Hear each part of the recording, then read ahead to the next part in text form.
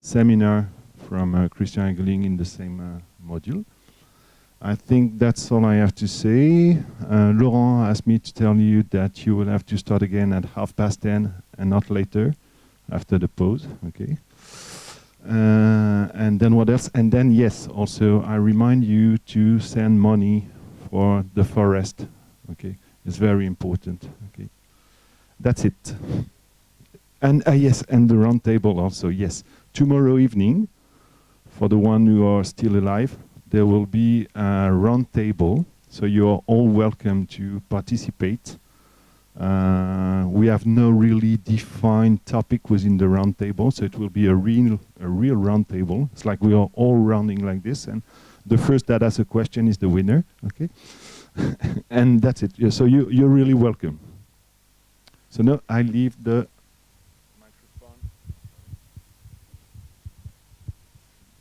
So our first speaker today is Dr. Christoph Gabach. He's now a director and professor at Institute of Biophysics of University of Rome in Germany. And he obtained his PhD from University of Munich in 2009. He then did his postdoc at Harvard from 2010 and 2013, studying single molecular fluorescence in living cells. His current research focused on developing tools for quantitative biophysical description of biological processes. And the title of the talk today is Revealing Spatial and Kinetics Details of the Life Processes by Analyzing Live Cell SMT Data. Let's welcome.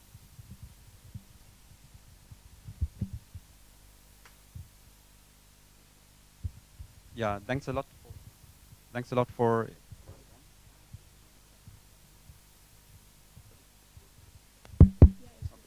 Yeah, thank you. Okay, we get used to these weird masks, so we don't recognize we still have them on. Yeah, welcome to today's lecture. I want to thank really the organizers for inviting me. It's an honor to be here. It's a wonderful meeting. I really like all these hands-on workshops and the discussions going on around these. So yeah, it's a great meeting, and I'm really looking forward to attending this more often. So today I want to talk about single molecule tracking. So we heard a lot about single molecule localization microscopy the last days, and we see all these wonderful images, but most often they're really static images. And so today we will see how we can access dynamic information from single molecule data. So to get you an idea of the environment we're working in, this is a picture of David Goodsell of the cell nucleus, and you see all these molecules, so histones, DNA, polymerase, transcription factor, and it's really the dynamic interplay of these molecules that bring live processes to life, and so we then can ask questions of how do these biomolecules function, how do they interact, and how fast are these live processes. And to zoom in into one of these, this is DNA with nucleosomes, and then we have chromatin that can be either accessible or inaccessible and switch between these states. And then we have transcription factors that scan the genome with random movement until they find their binding site. We have enhancers that dynamically interact with promoters, and we have the polymerase and cofactors assemble in the end, and at some point the polymerase will start to elongate and produce RNA, and finally, of course, then protein. And so there's a whole bunch of dynamic processes going on, and if we want to understand, for example, transcription, but also other processes, we really would like to know all the rate constants around these processes and the kinetics to be able to build physical models and put this into a larger context. Well, all these dynamic interactions, of course, then lead to very heterogeneous gene production, and so sometimes the gene is on, sometimes the gene is off, And we would really like to know how does the cell regulate the kinetics of, for example, this transcription process. To do so, well, let's go back into this image here. We do not have really single molecule conditions, but anyway, we would like to monitor and even manipulate the dynamics of individual biomolecules in this natural environment. The problem that we have is, while we see all these molecules here in this image, typically we do not have contrast for an individual molecule. These are all built up of the same amino acids, and the optical contrast is not there. Even worse, we do not have the resolution to see these single molecules. So the screen here is about 200 nanometers compared to the size of such a protein of 10 nanometers here. And yeah, so how can we circumvent this? Of course, we all know we have fluorescence imaging, and then can light up individual molecules here. And so this would look like rather like this, so black screen, but the fluorophore still lighting up. And in a real movie, then we have all these spots there that then either bind or move around in the cell. So this is the nucleus here, and of course, then the question is what kind of information is hidden in these movies. So to be able to see these molecules in that way, we first have to go quite some bits. So we have to have the right illumination. We know in vitro, so if you have isolated molecules, a very good scheme is total internal reflection, fluorescence, where then close to the surface we have this evanescent wave, and have it rather easy to see individual molecules, although we have maybe a high density in the whole sample. If we do that with cells, then the problem is that we can only access, for example, membrane proteins or proteins close to the surface, but it's hard to see, for example, molecules in the nucleus. And so if we use bright field illumination, of course, that would shine up, light up the whole cell, but then we have the problem that all the molecules are on at once, and the cell has a lot of autofluorescence, so we would not be able to see individual molecules, mainly because the autofluorescence kind of outperforms the signal of individual molecules.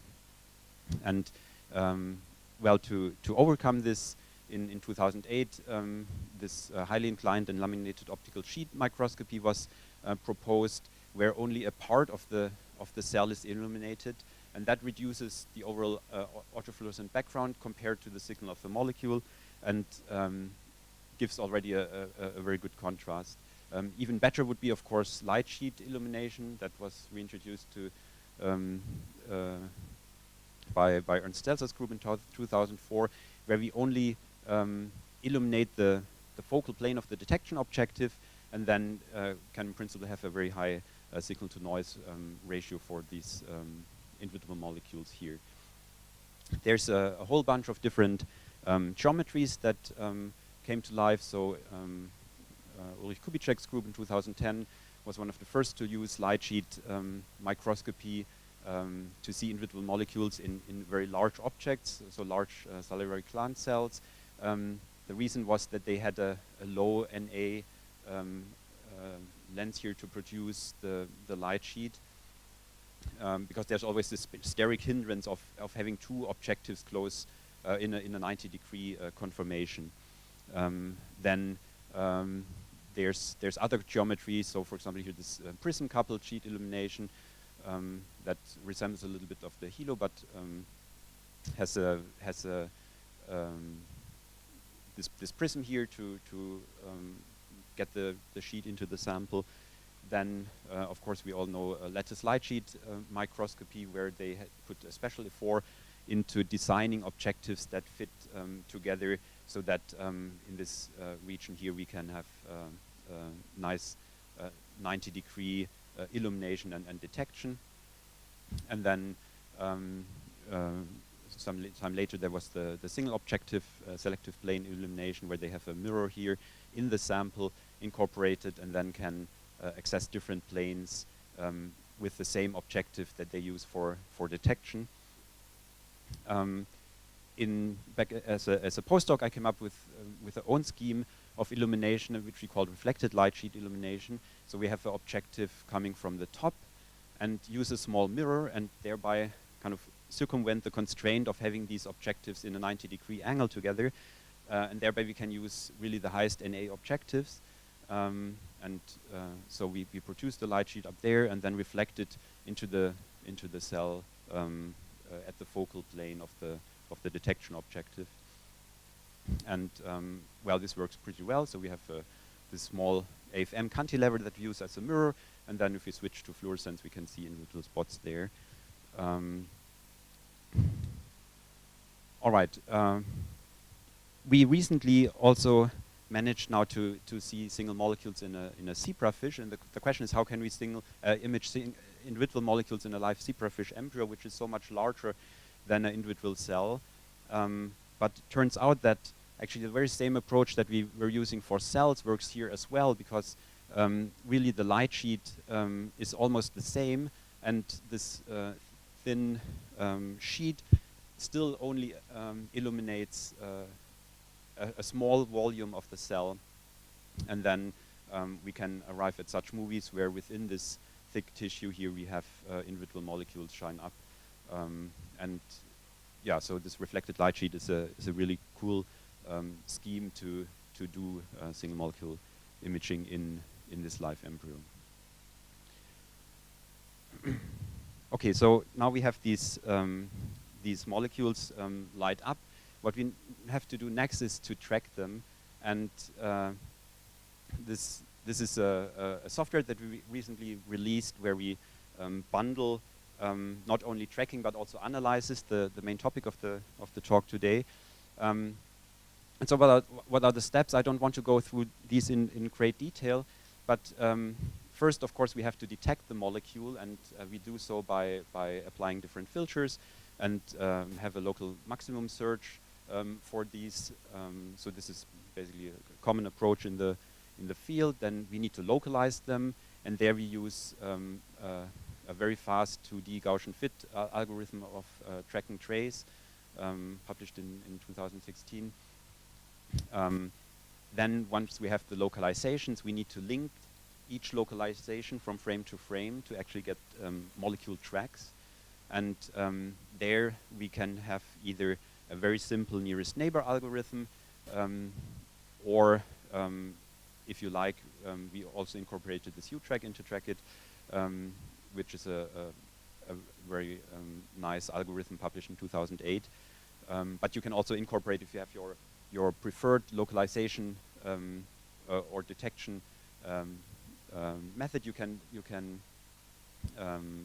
just load your own coordinates into the software if you want. Then if you have linked these, in the end we can do analysis on those tracks, and this is what I want to go through in more detail then. So we can get spatial mapping of parameters, diffusion constants, bound fractions, residence times, confinement, and so on.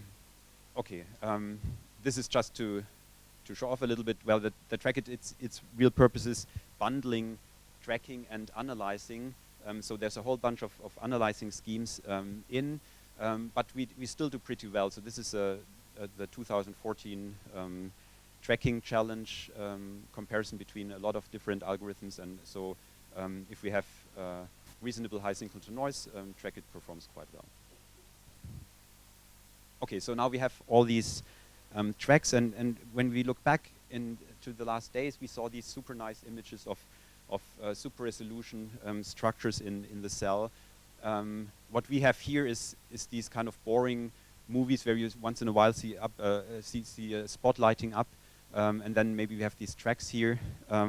So it's not so nice to show. And then the question is, why do we do this? So what can we learn in addition to structure from such movies? Why are we so happy to see these molecules move around?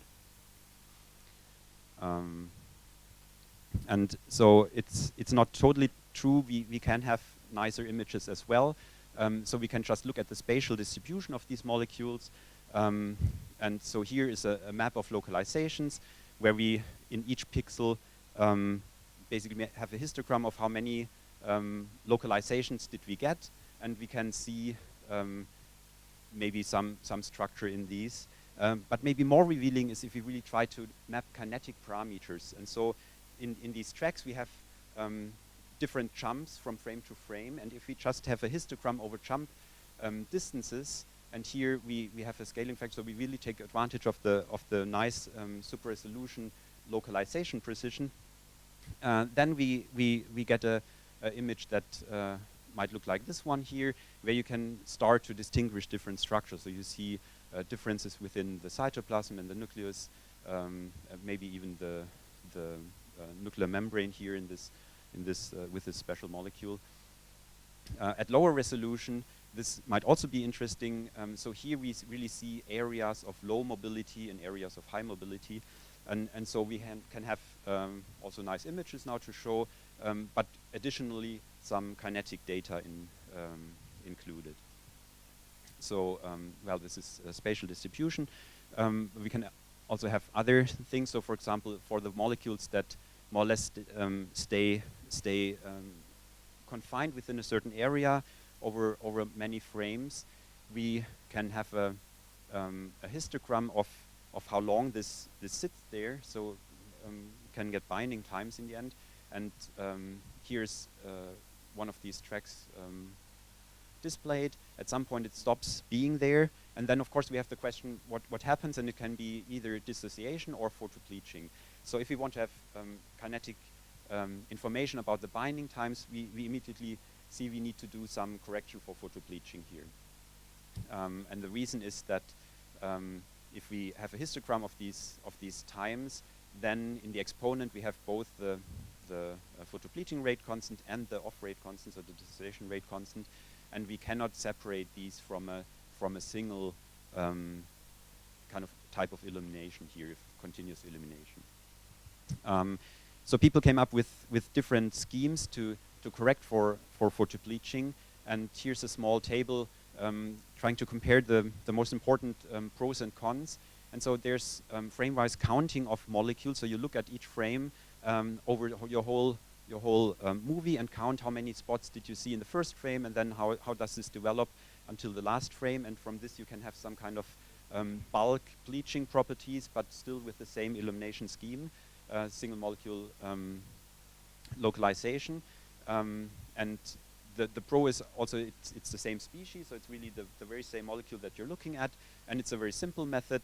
However, one con is that it's hard to, well, there's a disbalance between bound and diffusing molecules. The bound molecules, if they stay there for quite some time, they will bleach more easily than a molecule that can diffuse and can diffuse out of your illuminated area and then can be replenished by others that come in. And so this disbalance kind of hampers a little bit the possibility to get these bleaching dynamics. Another way is to look at molecules that are typically very stably incorporated, for example H2B, and then you again can use your exact same illumination. And it's also very general, so once you do this, you can use this for a whole bunch of other proteins. But this is also a con, because your dye could be influenced by the environment where the H2B lives in, and the bleaching could be different from the molecule that you actually want to look at. And then it's still unclear how the decay model should look like for H2B, so there's a whole bunch of different ways of fitting 2 rates to that bleaching curve, or 3 rates, and then using 2 or 3 or just 1 for the actual bleaching and so on. So there's also some ambiguity around. And so in my lab we like to use time-lapse imaging, and so what we do is, in addition to this continuous illumination, we take also other illuminations with a dark time in between, and we can do this for several dark times. And the reason for this is that we by this change how the rate constant of photobleaching develops over time, but not the off rate. The off rate doesn't care of how we illuminate the sample, but the photobleaching will be different if we illuminate this continuously, or if we have dark times in. And then by combining the analysis on several of such illumination schemes, we can extract then the rate constant. And the pro is with these others, we have the same imaging scheme. We have same illumination power, for example. We have the same species we're looking at. And what we will see later is we can access both photobleaching but also detection errors, which are also inherent in basically all the tracking algorithms.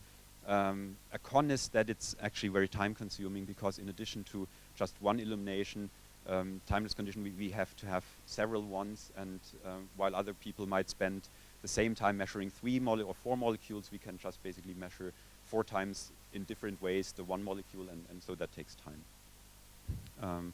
Okay, so now that we corrected for photobleaching, we can so this is the example of how this looks like. So we have this movie here, and then if we use a continuous illumination, we might access times on the order of a few seconds until bleaching kind of kicks in. If we then have 5-second dark times in between, the movie looks very similar, but now we access times that are a few hundred times longer than with a continuous movie, and so we have now binding information over much longer time scales accessible.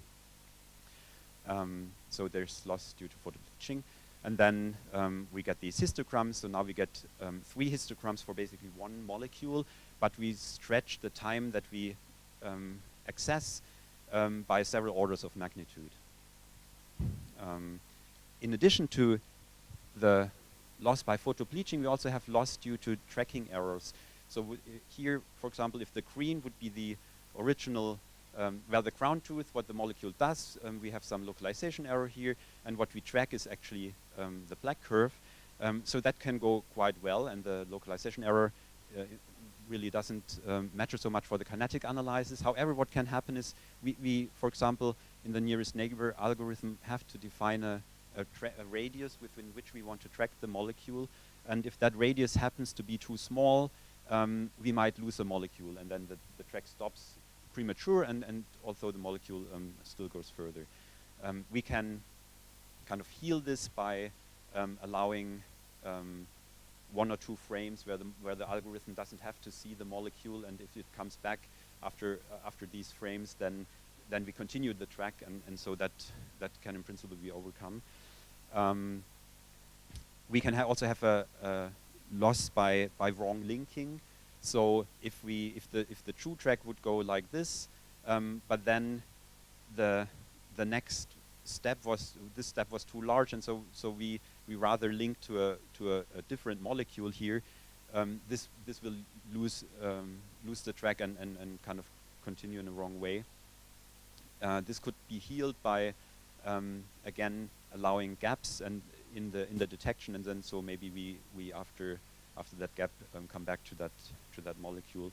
And so well, this tracking error, this is inherent to basically all the tracking methods and is typically not corrected for. But with the time-lapse condition, with this time-lapse imaging, such tracking errors also just have a probability per frame to occur, as is with photobleaching. And so if we do the time-lapse illumination, we can correct for such tracking error by basically combining photobleaching and tracking errors into one single loss probability that is then corrected for by this scheme. All right. Okay, so now we have basically these histograms, and we have corrected them for photobleaching or tracking loss. What is next? So now we want to get the dissociation rate constant, but then the question arises, how many of these are there? So there might be 2 different types of reaction the molecule can undergo. It could bind to DNA and bind to protein, and both would be measured by us or assembled by us into one histogram. And so there could be 1 dissociation rate, but there could also be 2 or even 3, and we don't know. And typically we need to guess. And so recently we came up with a new scheme to extract rate constants instead of fitting such an exponential model. What we can do is we can do a inverse Laplace transformation, which is basically extracting all the dissociation rates out of such a survival time distribution. And if there's only one in, we will get just one peak in this dissociation rate spectrum. If there's more in, we will get more peaks, and so on. And in practice, this might look like this here. So if we apply crit to such a histogram, then we get a spectrum of dissociation rates. And of course, this is nice, but let's look at the pros and cons. So exponential decay is simple, but we need to guess how many rates do we actually want to find, and so we have to be informed about the process, and then typically we are not. So this is a con. And then if you fit exponentials to this typically ends with about 3. If you want to fit 4 in a row, then that's already kind of the algorithm typically normally doesn't like to fit more than 3 reliably to your data. With the crit, we don't have to guess about the number of rate constants we have in, so we just find the number. In simulations where we know the ground truth, we saw that we can go up to 6 binding classes if they're well separated. Of course, they still need at least a factor of about 5 apart, otherwise this will never work. And what we find especially is that it's good to find basically the longest binding time, the slowest dissociation rate that we have in a system can well be accessed by this. The con is that we now end up with a spectrum of dissociation rates, which is quite challenging to interpret, and I will go into a little bit more detail later. Okay, but how does this look like? So we have the very same molecule here, where we have the histogram, and if we now try to fit a 2 exponential model, then we see that this awfully fails. If we do this with 3 components, this still is not really good, and it's especially not good. It's good for the small time-lapse con. So if we just use a continuous elimination and do a 3 exponential fit, this would work quite well. But if we access all the temporal information that's in, so look at the very long times, we see that that 3 exponential fit really doesn't know how to incorporate these there. However, well, with the grid, so this is the grid here, we can nicely reproduce the whole survival time distributions, even for the longest times. And so this would be the spectrum that we get.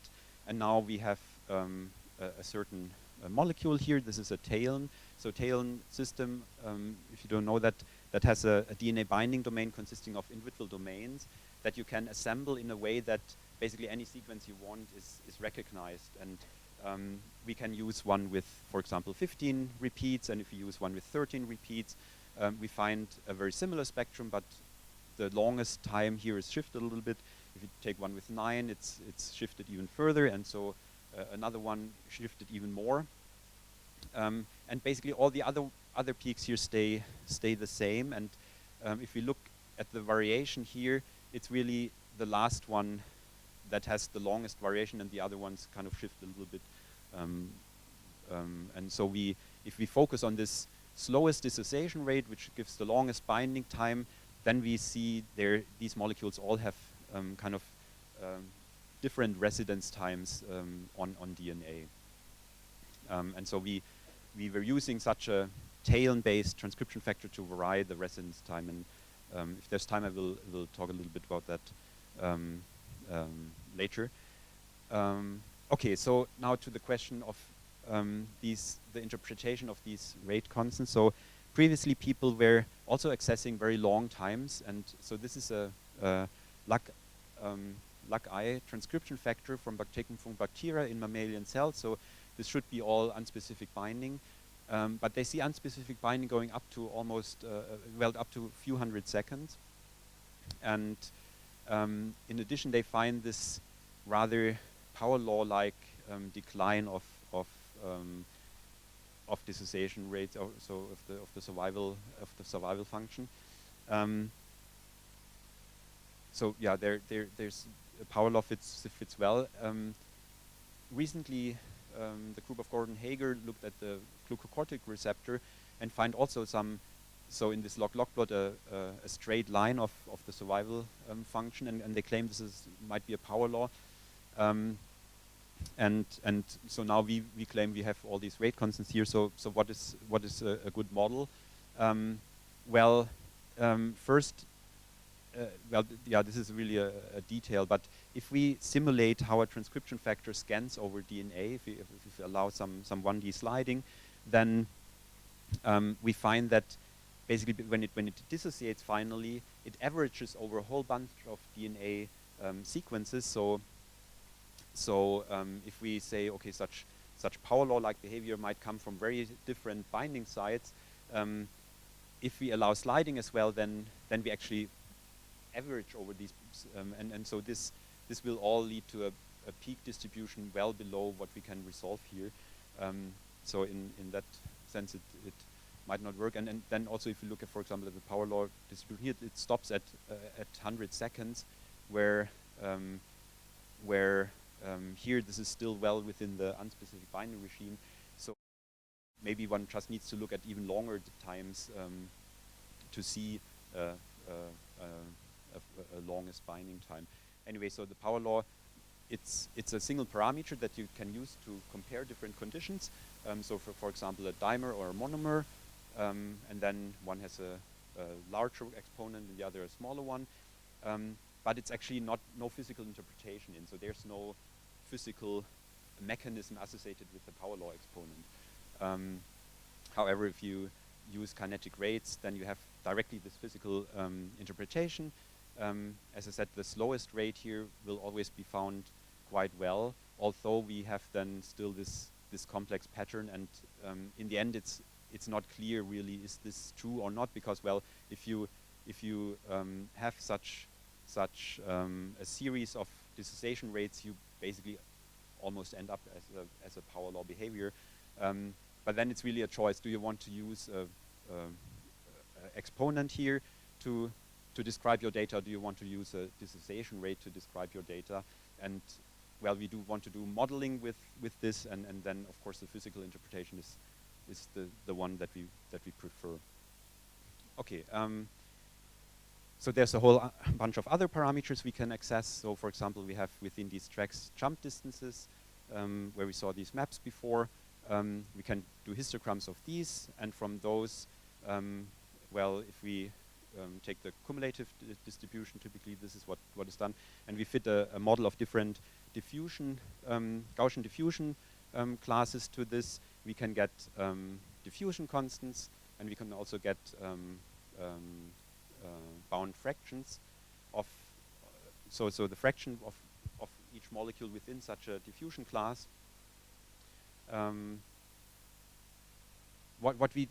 typically the slowest here is an apparent diffusion coming from the localization error that you have for your individual molecule. So if it's really binding and not moving, it will still give a apparent diffusion constant, and so typically this slowest diffusion here is interpreted as the bound fraction, and so this amplitude that you get would be your bound fraction of the molecules. So within our trackit, actually we incorporated the possibility to easily export the track data to use spot-on. If you're familiar with, this is a very nice software from Anders Hansen to analyze diffusion properties. We also have a different scheme to access kind of these binding classes, and that is if we use or these bound fractions, if we use time-lapse illumination, we typically can't assign a binding time to an individual molecule, because this is all kind of random processes, and we can't say this was long binding, this was short binding, or belonging to a long binding class and a short binding class, because well, they just are parts of a overall distribution. However, now if we do an illumination scheme where we have, for example, 2 illuminations in quick succession and then have a dark time in between, and the dark time is chosen such that if you have a short binding class and long binding class, the short binding class is completely decayed over that over that dark time, so all the molecules released, then you can say for sure if it survives that dark time, it must belong to a class of long binding. And then we have classes where it's either long or short, so we can't tell, or if it's just shining up once, it could belong to all kind of classes. However, now we can map the binding time classes. And so, for example, we did this here for SRF. And so the red one is the molecules that belong to a very long binding class compared to the green ones. And then we can see where are long interactions happening and where short interactions happening. And here we see that long interactions barely never happen within, for example, very dense regions of DNA. Okay. Yeah, so here the jump distance analysis, well, if you do that, then you get the overall bound fraction. You can get different diffusion classes, which can also be very helpful. But you're insensitive to different binding time classes. And class assignment is generally not so well possible. If you look at ITM, you have also the overall bound fraction, and you can assign molecules to two different binding regimes. So this is possible, but of course you're insensitive to any diffusion class, and so this is really complementary information that is in there if you do jump distance analysis or this ITM illumination scheme and then look at the binding classes. Okay, so we have more information. We can look at the confinement within which a track exists. And so this was introduced by Ken Sarres' group, where they did this with histones and found in this displacement versus confinement graph different regimes that pop out, so very low mobility class or high mobility classes, and they did quite some intensive measurements around this and found that the very low mobility classes correspond to heterochromatin and lamine associated molecules, or unspecific transcription factor binding, and specific transcription factor binding is more in the high mobility or even very high mobility class. So if you want to learn something about the state of your of chromatin, then such confinement analysis is a very good thing. We can also look at angles of within the track, and this is also very helpful to get an idea of how the molecule moves through the nucleus. So, for example, if this is free diffusion, then about all angles should occur more or less with the same probability. So all the directions can be accessed nicely. If you find a skewed distribution here, this can mean that the molecule is really biased towards, for example, a rather linear diffusion, and so you can learn something about the environment the molecule is diffusing in. And then finally, you can look, for example, at the intensity, how the intensity develops over a track, and there you can see then, was it maybe two molecules that were moving together because one bleaches, or maybe another one kind of joins, and so on.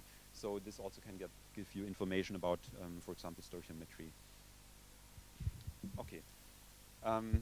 Well, so I used up already a lot of time, and so maybe very quickly go through this example that I already kind of started to tell you about, where we look at how transcription is regulated, and well, the reason we're interested in this is that we see basically in all these species, from bacteria over yeast to mammals, we see that gene transcription is heterogeneous.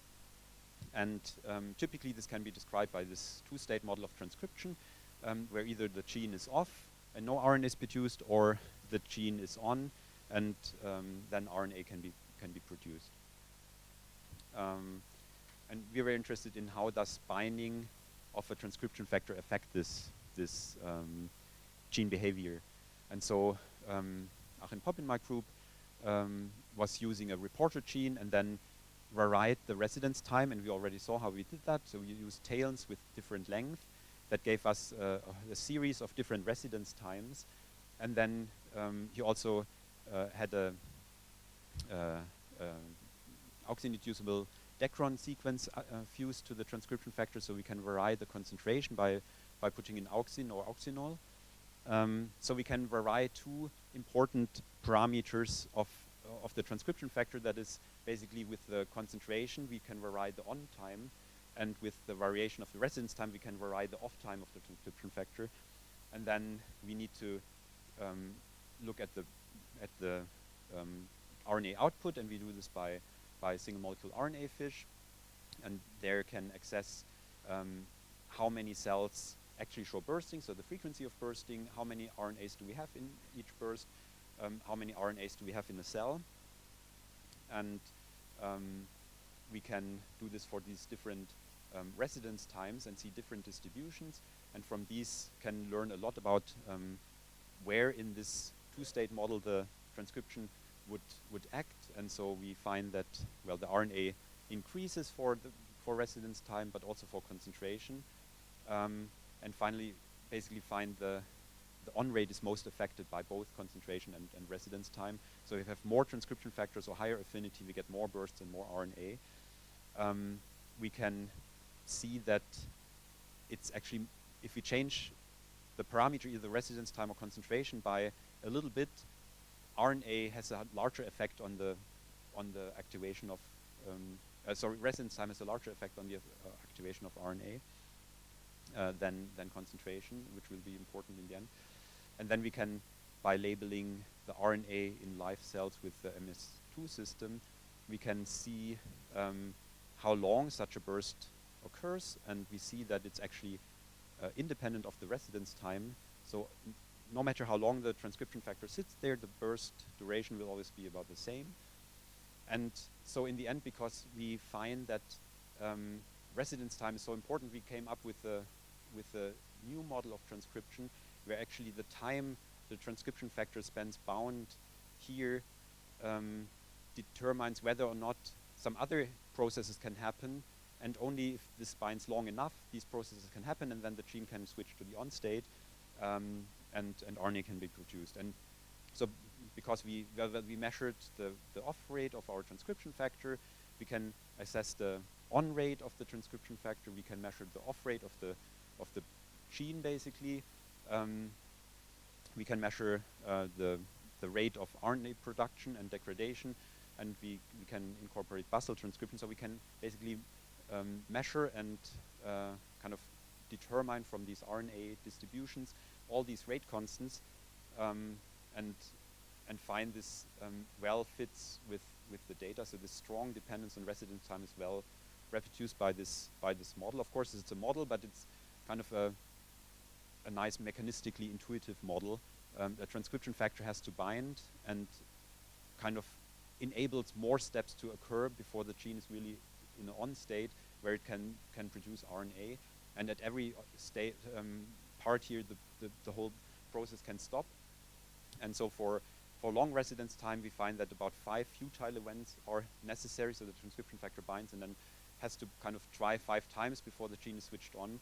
However, if it's a short residence time, then we have 30 futile cycles for this time here, and this kind of demonstrates the importance of the residence time. If it's short, it's really very detrimental for effective on switch of the gene.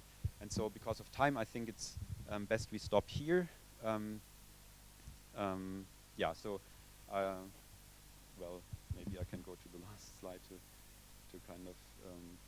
No, I can't. So I had another story in, but well, this is all backup slides, so don't worry. But okay, so time passed, and so I want to thank the members of my group that did the work. So basically, Timo Kuhn and Johannes Hettich with the TrackIt, Achim Popp with this RNA gene regulation project, and then our cooperation partners funding. And yeah, thanks for your attention, and hopefully we can have a nice or a short discussion still.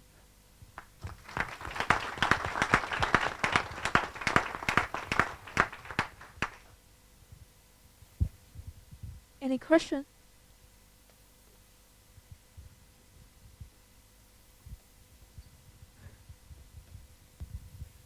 Thank you for this very nice talk. when you build your trajectories, you have like localization precision.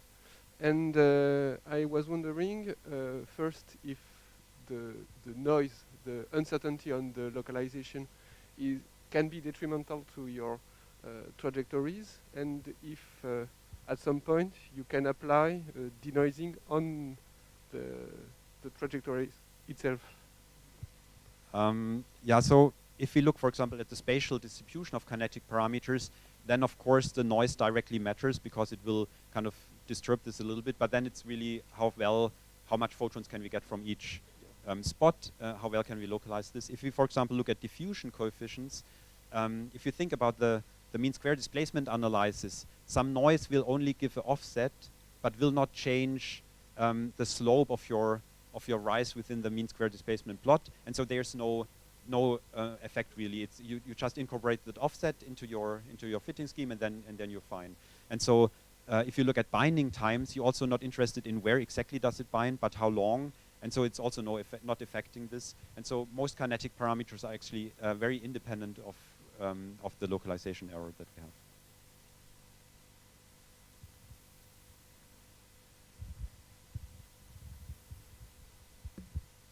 Thanks for the very clear talk. I have a question about the inverse Laplace transform for the survival probability analysis. Well, you say there is no physical interpretation, but if you have a continuous of residence times, that would give rise to a power law. What would happen if you have that with your Laplace analysis? Why is it limited to six residence times? Well, the limit there is really how well are these residence times apart, and within the time that we can access, that's up to about 1,000 seconds. Only 6 fit in well, and not more. So that's basically the limit there. If we had a lot of time to measure and could access longer time scales as well, then this would of course also work to have more of these in. So the limit is because then they start overlapping, you mean? Yeah, they start overlapping, and then I mean any algorithm breaks down trying to get very close by parameters. Well, the thing is that we can measure, or grid reveals basically also broader distributions. So if they're there, they could also show up. But then this Laplace transformation is really a very intricate thing, and so it's a very ill-posed mathematical problem. You need to include some regularizations to be able to solve that, and it depends a little bit on what kind of regularization you use, whether you favor kind of narrow peaks or somewhat broader spectra, and so there's some ambiguity in, but nevertheless the longest rate will always show up nicely, because if there's no time kind of binding in a longer binding regime, longer time regime, then it will never show up in the spectrum. And so this is what we use it at the moment for. We take the longest binding time, and it actually turns out that most transcription factors, for example, if we get rid of the DNA binding domain, we will lose this longest binding, and so the longest binding is often, or in the systems that we see or investigate, it's coupled to the function as well. And so then we have this longest rate, but this is really a physical rate, and if we would use a power law exponent, we, for example, could not do this modeling on that gene, because with that exponent we can't, this is not in that model, right? There's no physical model possible. And so yeah, that if we take the longest rate as a readout and compare that between different conditions, or for example different mutants, DNA binding mutants, or other conditions within Truxin or so, then that's a good readout. Anyone else?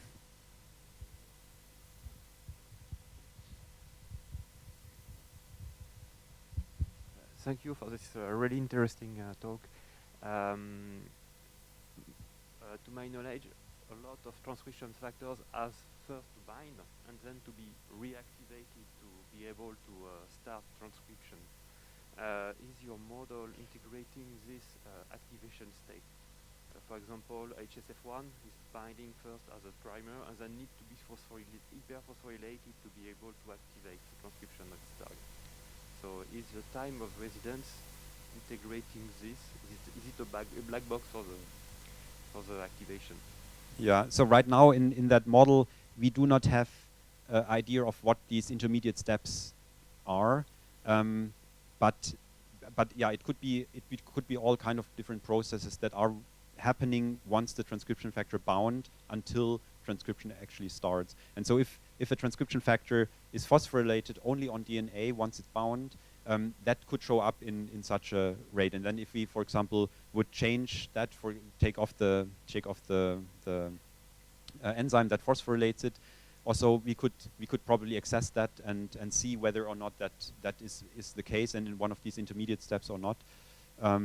Right now in the system that we had, we do not know what are these events, but we just see there are more steps necessary, and it could be just as simple as assembly of the transcription complex, but it can be more. It can be phosphorylation. It can also be associated to histone modifications and so on.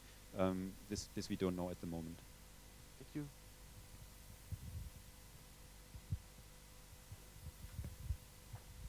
Let's thank Dr. Gabach.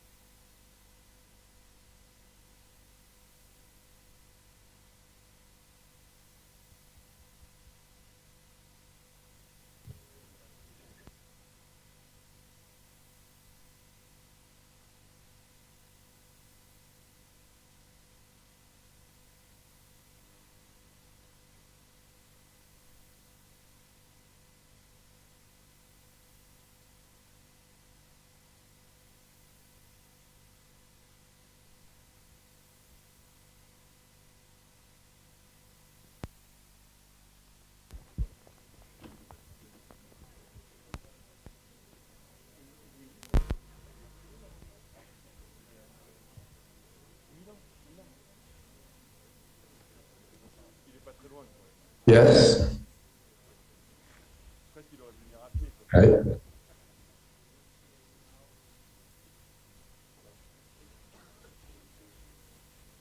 Can you hear me?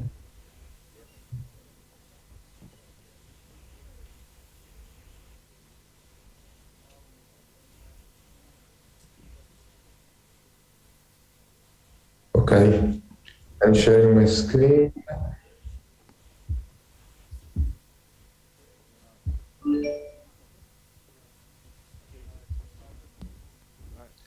Can Do you you see hear my us? screen? Yeah, we can see your screen, but can you hear us?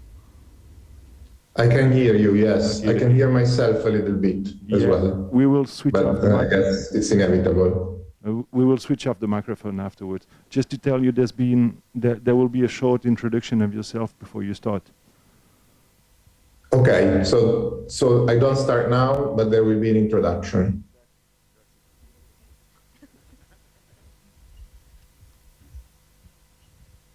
Okay, our next speaker is Dr. Marco Lacmarcino. He's right now the PI of Institute of Molecular Oncology and is an associate professor at University of Milan. He completed his PhD in physics at University of Leiden. He then did his postdoc at Curie Institute in Paris, and then another postdoc in University of Milan. His current research focuses on combining biological physics and genomics, statistical mechanical tools to study quantitative single-cell physiology. And the title of his talk today is Chromosome Dynamics in E. coli. Let's welcome. Okay, thank you. So I'd like to thank you and all the organizers for inviting me here. The topic for today is indeed chromosome dynamics in E. coli, and the objective would be to gap different time scales. So just a short introduction on my group. We're a theory group with a statistical physics background, but we work a lot on data, and what we like best is to use the models to guide data analysis. For this reason, we engage in a number of experimental collaborations. And in particular, I will mention some today. And the work that I mentioned today comes from the names in black, mostly Pietro Cicuta's group in Cambridge and Kevin Dorfman's group in Minneapolis. And also the other name in black will be mentioned. There's also some theory collaborations here in the green column. Maybe I take a pointer. Yeah. Here, and maybe I think Vittoria might be in the audience. Okay, so back to today's topic. As I said, it's on chromosome cell biology, basically, from, I guess, a heavy soft matter physics viewpoint. And I'd like to get two different, very different time scales, but then I'll show you that there is some overlap between the phenomena that happens at these two time scales. One is the time scale of less than a second, where we probe chromosomal movements to look at, to try to infer information on the physical organization. And the other one is the scale of the cell cycle. So it's like 20 minutes, shortest cell cycle in E. coli and it could be days or hours, depending on how little food there is around.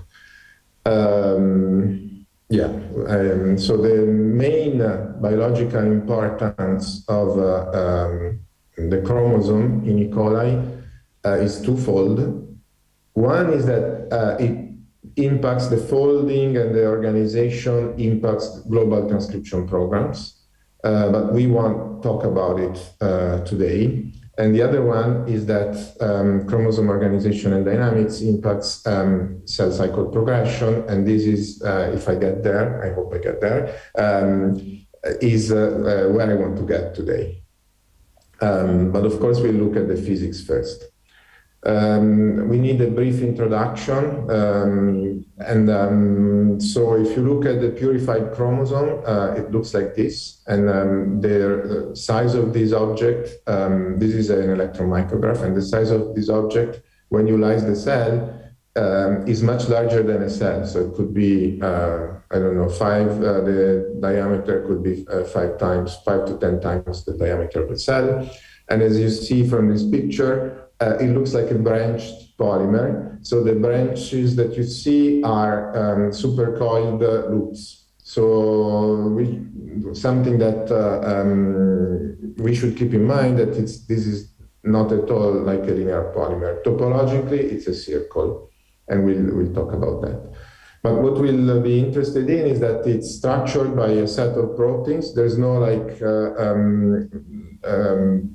chromatin, but like in eukaryotes, but there's a set of maybe 15 chromosome structured proteins and chromosome structuring proteins, and a subset of those are bridging proteins. And one example is this HNS, which does bridging and also oligomers along the DNA. And as you see from these experiments, again in vitro, the size of this object, if you add or remove HNS, can change by a factor of more than 2. And also, HNS is known to silence transcription. The set of chromosome-associated proteins in bacteria and E. coli in particular is called nucleoid. Another important structuring protein, which is also a bridger and oligomer formation, is called MAP, and it binds it binds in a specific region close to the terminus of replication, and it compacts that specific region only in a particular phase of the cell cycle, so close to division. And this organization of this region plays a role in the cell cycle, so I thought I would mention it early on.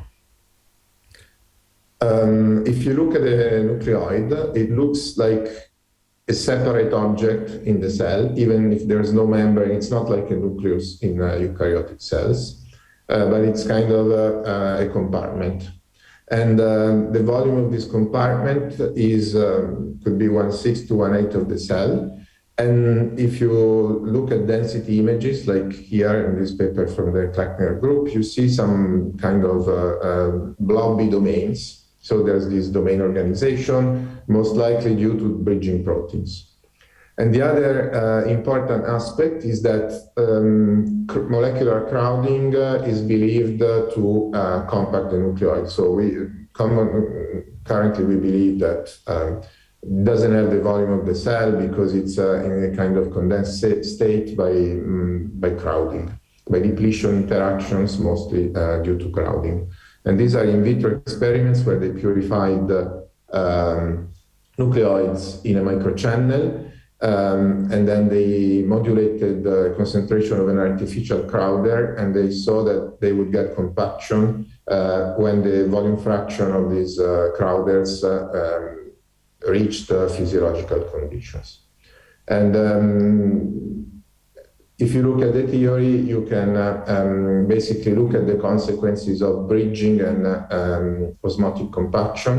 And this, we've been doing this for a long time, but it's more equilibrium physics. And today we're interested more in dynamics, but I thought I'd give you just a quick flavor of what is an equilibrium picture from the polymer physics viewpoint of especially these domains. So there is this osmotic compaction, and then you have these bridging interactions.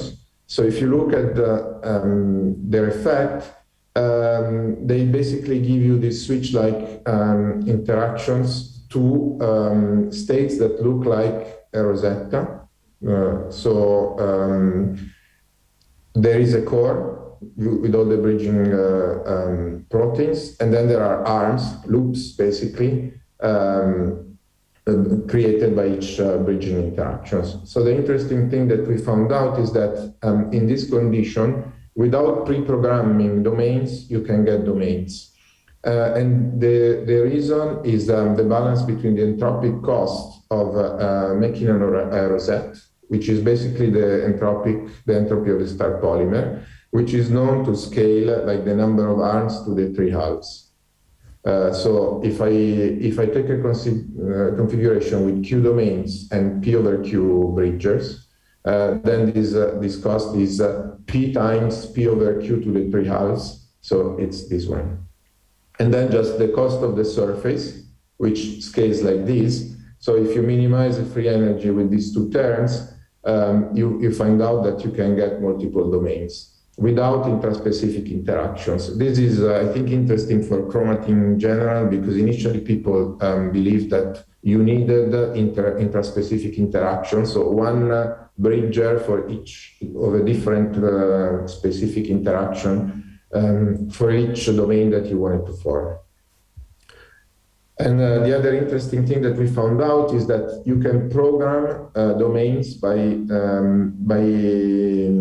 putting your bridgers in disordered positions, so in pre-programmed positions that are not uniform, that are not equally spaced as well.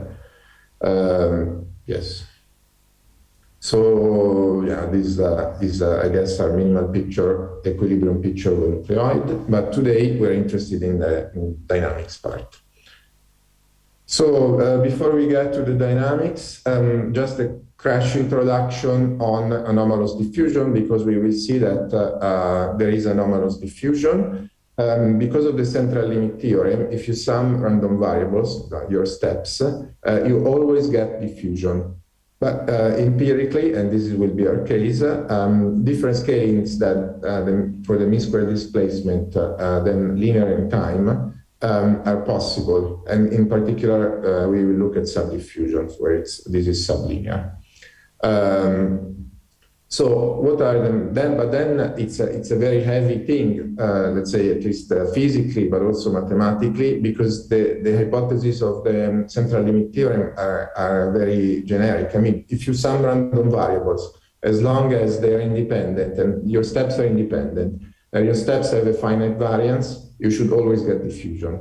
So you have to break either independency, so you get dependent steps, or finite variance, so you get infinite variance, steps related to some variables that have infinite variance, so some not very well behaved steps.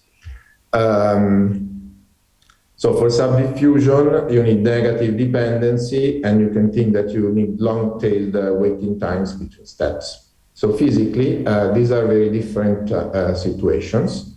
The example of this one is fractional Brownian motion or fractional Langevin equations, which means that if you take a step in one direction, then the next step will be in the opposite direction with some probability.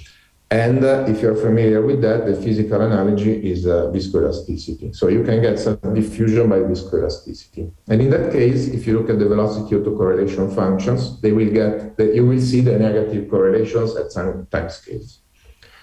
If you take the infinite variance, then you have these sort of uncontrolled long waiting times. But in that case, you don't see this elasticity, so you don't see this negative dip in the correlation function, velocity correlation function. And the other aspect is ergodicity. So in this case, you lose ergodicity.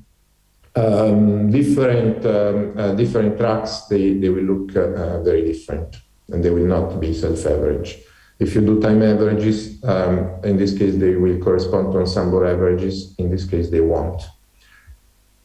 And then you might be familiar with basic models for viscoelasticity and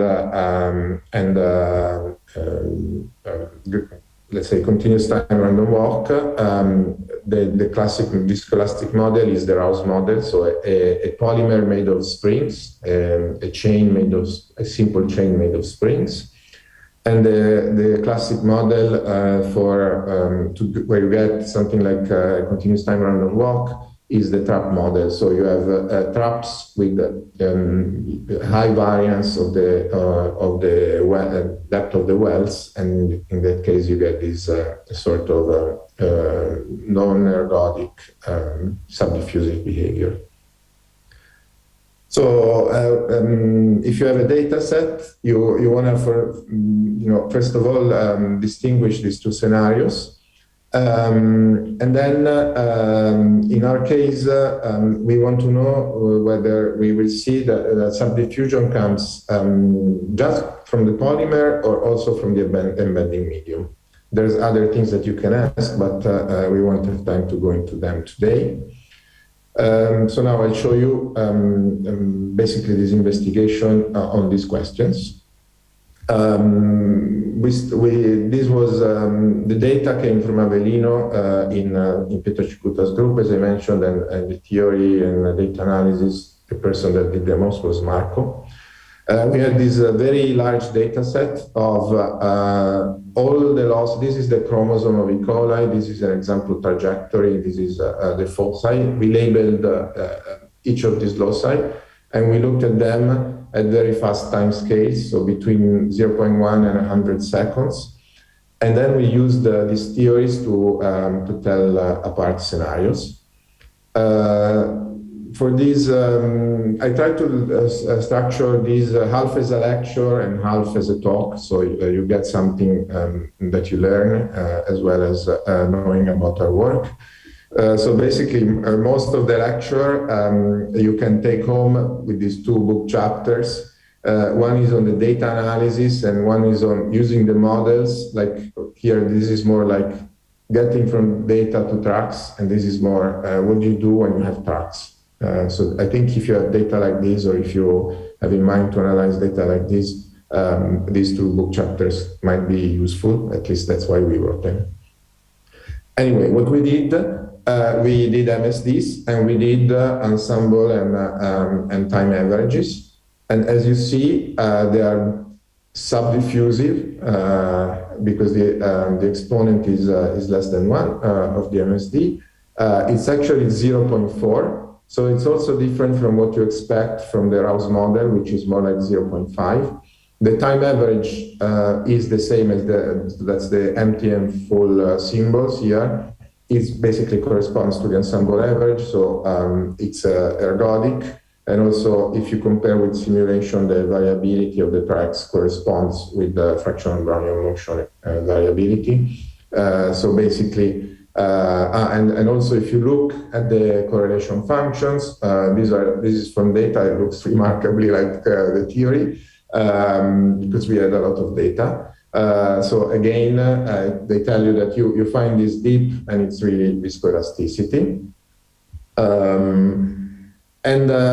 Yeah, this is just summing up these results, which we worked a lot, we did other things, but today we just want to know that it's viscoelastic and the exponent, but the exponent is not the simple exponent that you get from this Rouse model. So we thought, why this is not? And we first in 2012 we put out this hypothesis that this could be due to a non-linear. We know that the organization is non-linear because there's a lot of organizing proteins, and we thought that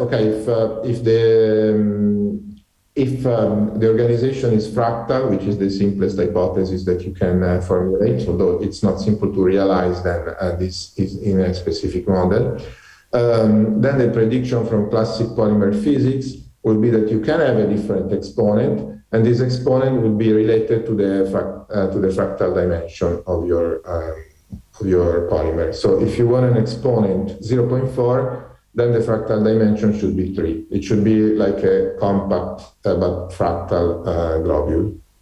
And then this was explored also by simulations in a paper by Misha Tam later on.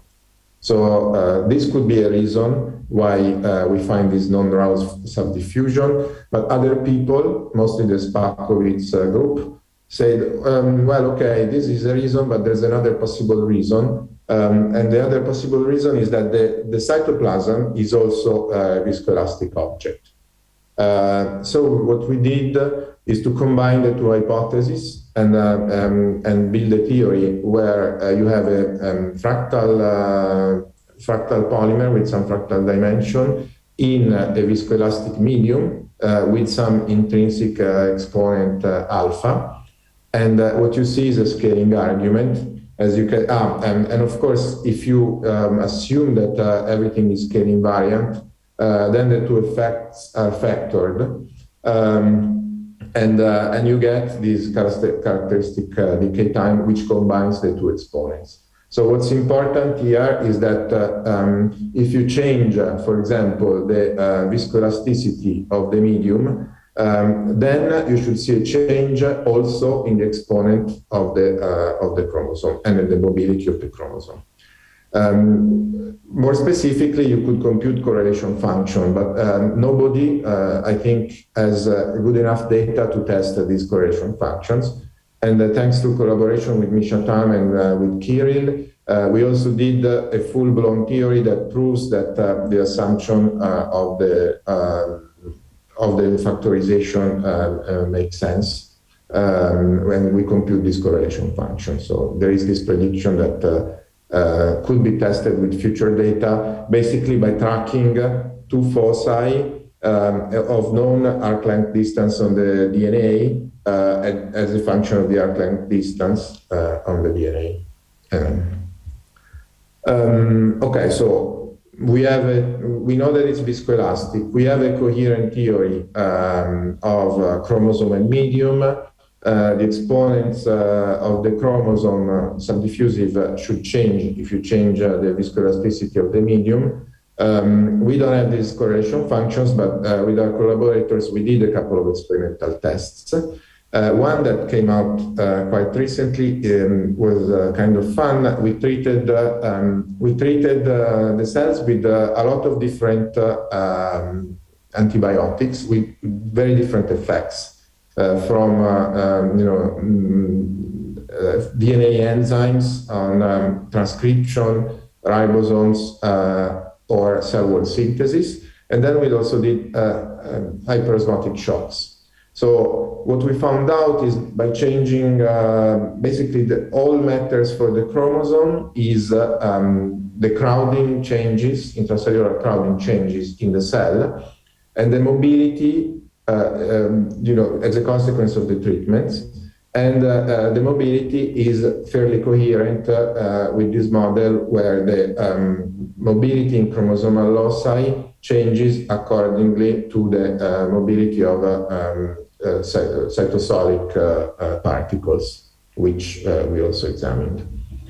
We did another test, which was more fancy, but also more complicated, where we applied pressure with the quake valve, and then we looked very quickly at the mobility of the loci as well as cytoplasmic particles. And this test actually does not completely agree with the theory, because as you see here, if we apply pressure, the cytoplasmic particles they change mobility a lot, but they don't change the mean square displacement. While the exponent of the mean square displacement, while the chromosomal loci they do. So we believe that this could be due to the fact that we already mentioned that the chromosome is not really embedded in the medium; it's like a separate compartment. So maybe you require a time scale to actually get to equilibrate, and only after that time scale the theory becomes valid. This is an old image, but now there's another study by Sven van Teffelen of basically quantitative phase microscopy quantification of the refractive index, where you see that the chromosome is actually less dense, and by some factor than the cytosol. Okay, now we switch gear and we look at, all we did so far is we looked at passive behavior of the chromosome. Now we're going to look at active movements, and then we're going to see that these movements basically, even if they happen at quick time scales, they play a role in the movements of the longer time scales that the chromosome makes over the cell cycle. So in the same data set, we saw that once in a while, here is like 1 on 5% of the tracks, and there were elongated tracks that looked like the loci did ballistic motion. They just traveled around the cell. And if you looked at those, they were super diffusive, almost ballistic actually. So this is the mean square displacement, is faster than linear, and this is the absolute displacement. As you see, it's almost linear, at least for some of these movements. So we thought, well, is this normal? I mean, if you flip head and tails, you might be very lucky. In some percentage of the case, you get all heads. So you have to prove that this behavior of a very small fraction of trajectories is not just the property of a normal fractional Brownian motion. And that's what we did by using the model to understand the data. So we took an FBM and we matched it with the mean square displacement of this data. So we had a sample, all the data, all the trajectories from the data, and all the trajectories, the same length, same properties, same frame rate, everything from the simulations. And then we asked, okay, these are equal for mean square displacement, but are they equal for this property of elongated tracks? So we looked at eccentricity and we defined the drift velocity, which is basically the displacement over the time of each given track, the overall displacement over the total duration of the track. And then we looked at the distribution. And we found that indeed these are not normal. So the data, these are the blue diamonds here, they deviate from the expectation of a fractional Brownian motion, even if the mean square displacement is the same. And then if we remove these outlier curves in eccentricity, we restore the same the behavior expected from a fractional Brownian motion. So basically, Most of the time, these guys, they do a viscoelastic fractional Brownian motion. Then once in a while, boom, they travel somewhere else. Okay. We also did a simple phenomenological model, which is what I told you, basically, a telegraph process between a normal fractional Brownian motion and some active force applied to the fractional Brownian motion, and we saw that it can reproduce the empirical behavior. And then we did something more biological, where we looked at perturbations. So if we remove, because they're active movements, we thought maybe if we stop ATP, they stop, but they don't. Maybe if we stop transcription, they stop, but they don't really stop if we stop transcription. And so the picture that we got physically is that this is like stored attention that can release even if the active forces that created it are not there anymore. So the picture that you should get is this cross-linked semi-collapsed polymer, then something builds tension into it, and then you at some point you have like sudden tension release, like a stick slip kind of motion, where you see these rapid movements. And this was in line with what other people, especially the Kleckner group, interested in the cell cycle, had seen. For example, they saw that the splitting of some chromosomal loci was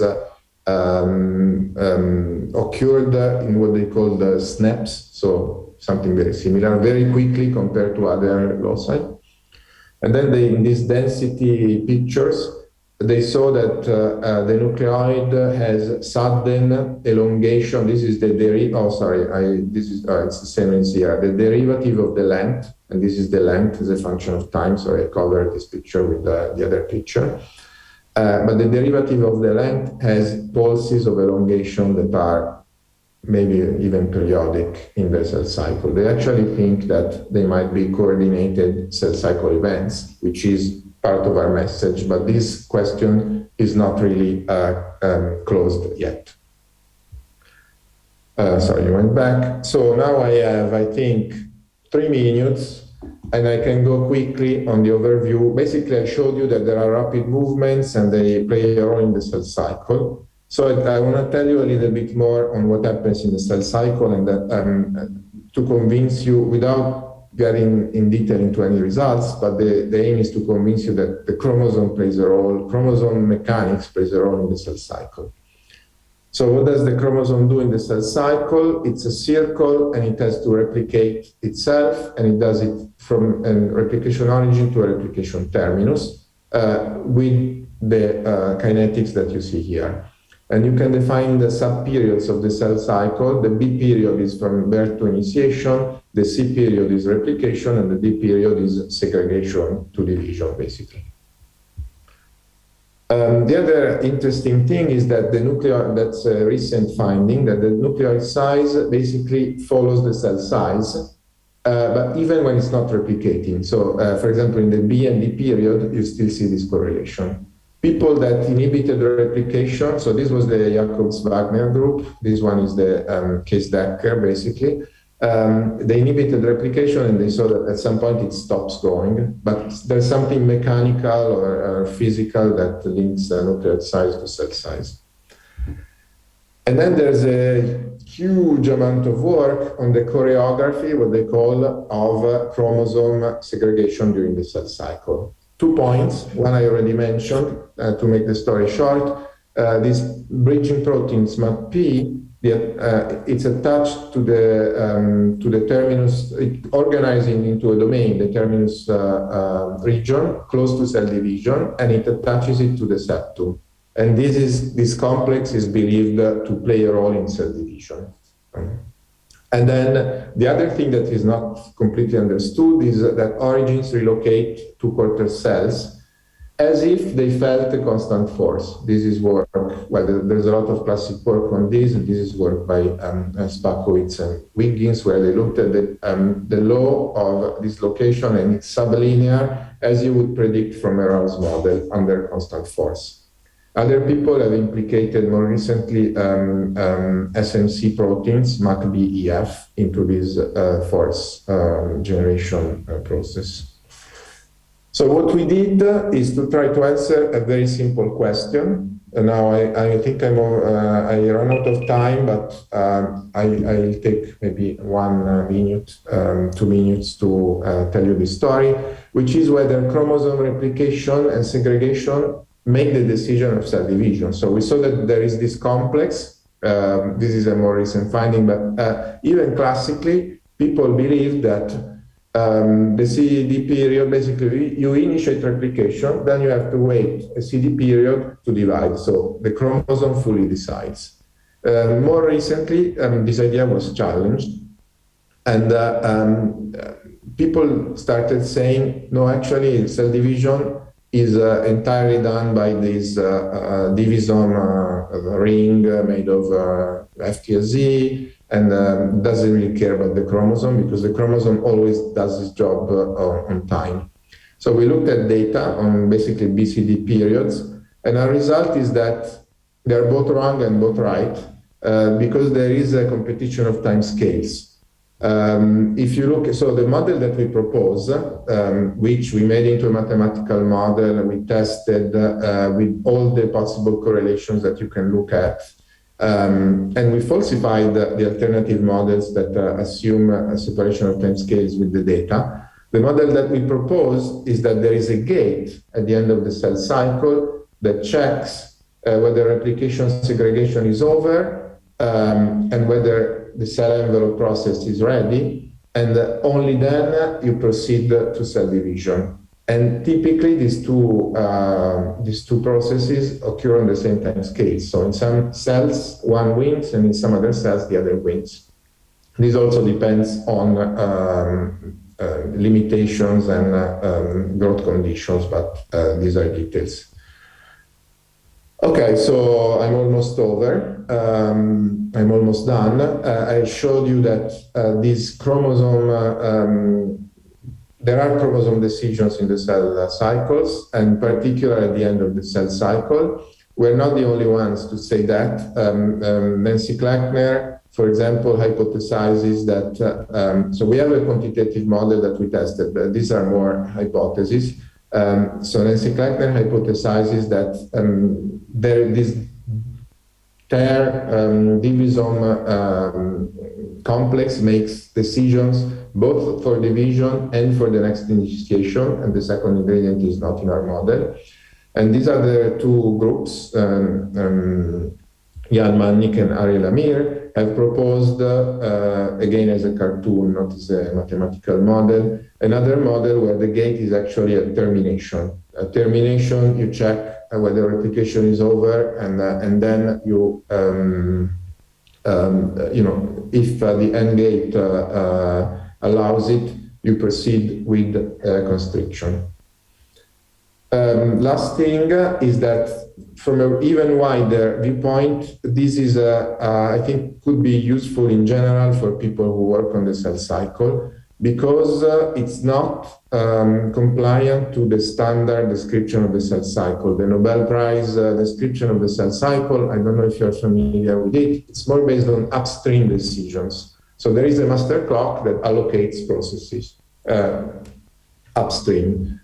Here, this gate is more about downstream decisions, which are in general, even in eukaryotes, not really well characterized in the cell cycle. There might be a lot of these end gates, and people talk about them in reviews, but I think there's a lot of work to do.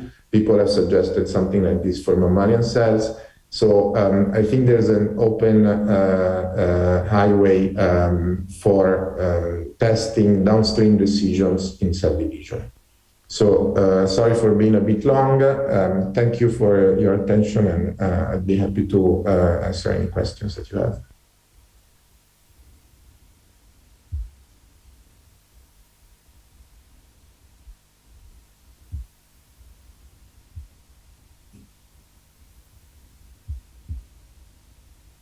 Any question?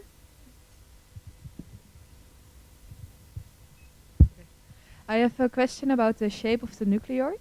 how much is this dictated by the shape of the bacteria itself, and how much by nucleotide-associated proteins? So I didn't hear anything. But yeah. The question, can you hear it better or? Yes, I can hear you better. Yes. Okay. So the question is how much the nucleoid shape is linked to the protein itself, or to the bacteria, or to the shape of the bacteria? I don't know if I understood because I didn't hear. So how much the shape of the nucleoid is due to the shape of the bacteria?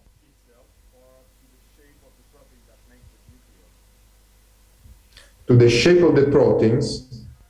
Well, I think this is not really known. This is not really known, but if I go back maybe to the beginning, where we saw this, what I think is the blobby shape might be due to domains formed by bridging proteins mostly, or other interactions, SMCs, blah, blah, blah, blah. The fact that the blobs are arranged this way might be due to extensile tension because it's not, the compartment is much smaller than the cell. So I don't think the shape is due to confinement, but it might be due to extensile tensional forces that attach the chromosome to the cell wall. And the fact that it's compacted is certainly due to ribosomes. If you look at ribosomes, they cannot enter the nucleoid. So they are mostly found at the surface. But at the same time, I told you that the nucleoid density is smaller than the cytoplasmic density. So I think something is pulling, or otherwise, some things are difficult to explain. But this is just my hypothesis. So the short answer is nobody knows.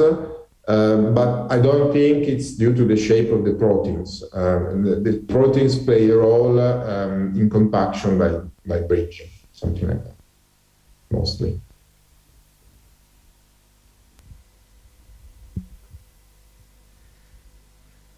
I'm going to ask my question close to the computer. So you to explain subdiffusion in the data, you try to find evidence for two models, the fractional Brownian motion to represent viscoelasticity, and the continuous time random walk to explain long binding from long binding. But those two models capture all the possible situations for subdiffusion. For instance, we know that if you have static objects that gives a scale-independent structure to the space, you would also get subdiffusion. Would this fall in one of those two classes, or would you need even a third one? Yes, that's similar to continuous time random walk. In that case, you wouldn't see the negative dip. So I think we bundle different scenarios, like you say, but we would be in a situation where we wouldn't see the anti-correlation. Like there's no reason, if you don't have viscoelasticity, there's no reason to have anti-correlation.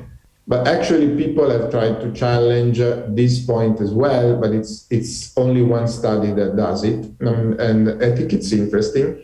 They proposed that they proposed a disorder model which gives you this anti-correlation. This disorder model is basically, this is the trap model. If you flip it around, you get a barrier model. Maybe I can draw it. You would get a barrier model like this. And if the disorder in this one-dimensional model is very high, you can get the anti-correlation dip. But they only, and this was work by Wiggins and Spakowitz again, but they only proved it in one dimension. So I think it's still an open question whether you can have a disorder medium scenario for the cytoplasm. Thanks.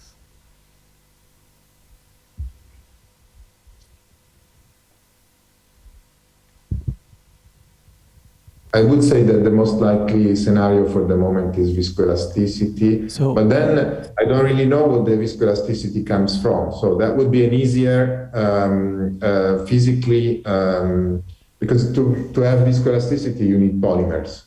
So actually, hello, can you hear me?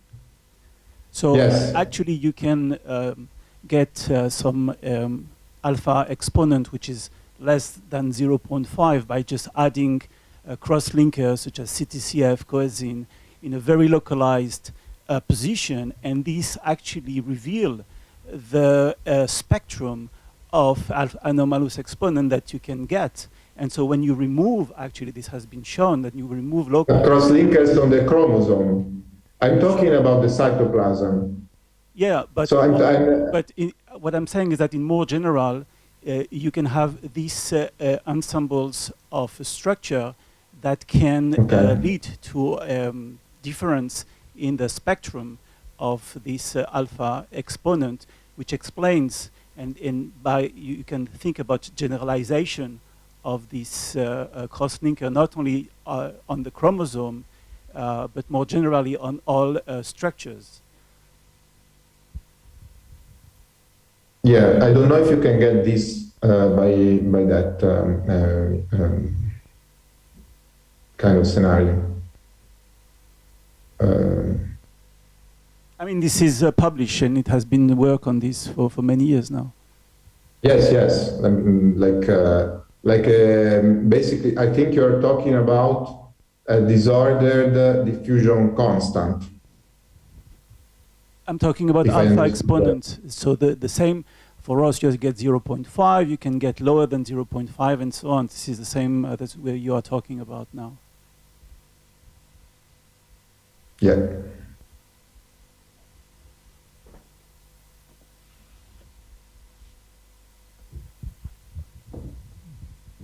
Thanks a lot. Do we have other questions? Took your job. No, if not, let's thanks again both speakers of this morning session. Thank you.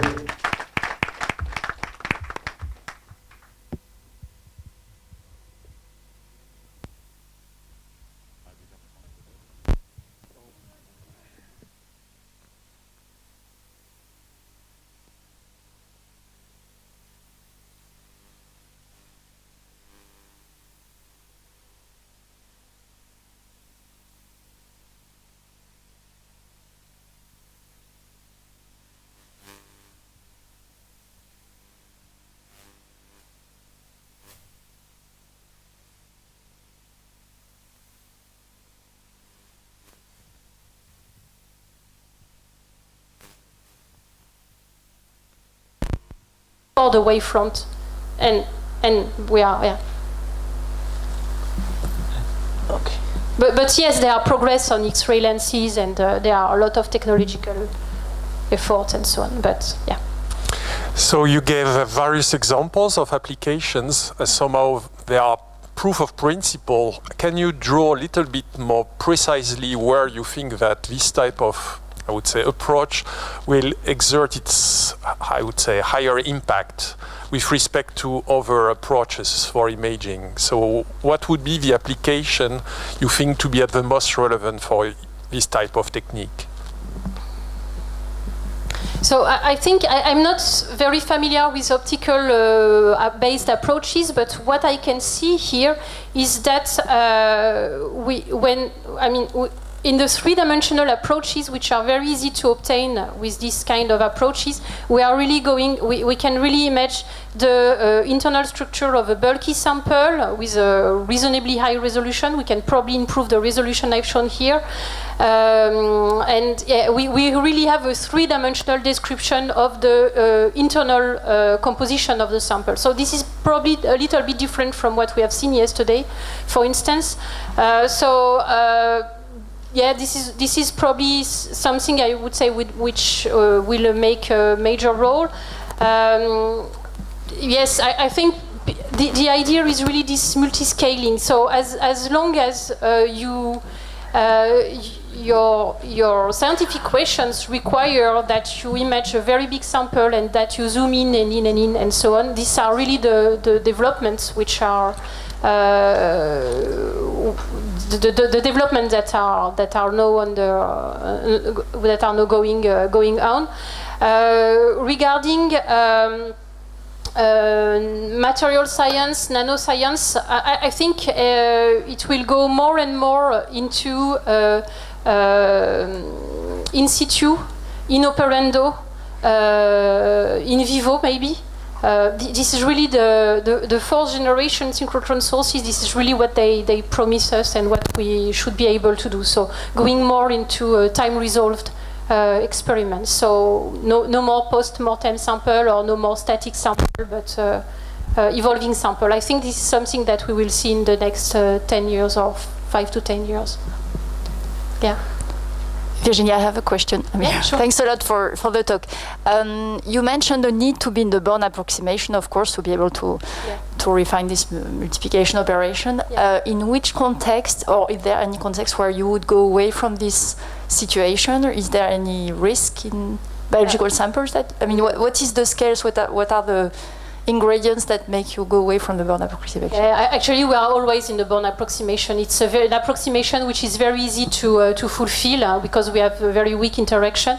But what we there are some cases actually where you can have multiple scattering and these kind of things. They have not been tackled a lot. They are not at all in these biological related questions, more in what I'm doing, where I'm investigating crystals. So where I have a very ordered samples with the possibility to have multiple wave inside the sample and so on. So this is where it could start to appear, but